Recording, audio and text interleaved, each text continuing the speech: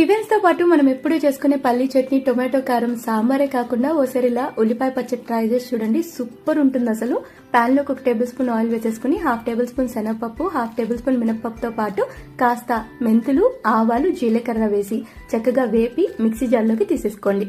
ఇప్పుడు ఒక చిన్న నిమ్మపండు సైజ్ అంత చింతపండు, ఒక పెద్ద సైజు ఉల్లిపాయ, చిన్న అల్లం ముక్క, 10-12 పొట్టు తీసిన వెల్లుల్లి రెబ్బలతో పాటు కారానికి సరిపడా కారం పొడి, పసుపు, ఉప్పు వేసి గ్రైండ్ చేసి పక్కన పెట్టేసుకోండి.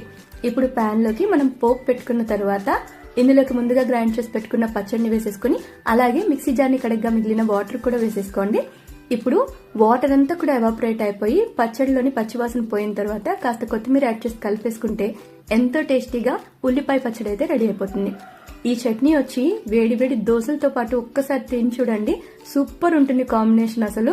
ట్రై చేసి వీడియో మీకు నచ్చినట్లయితే లైక్ చేయండి, అలాగే ఛానల్ ని సబ్స్క్రైబ్ చేసేసుకోండి.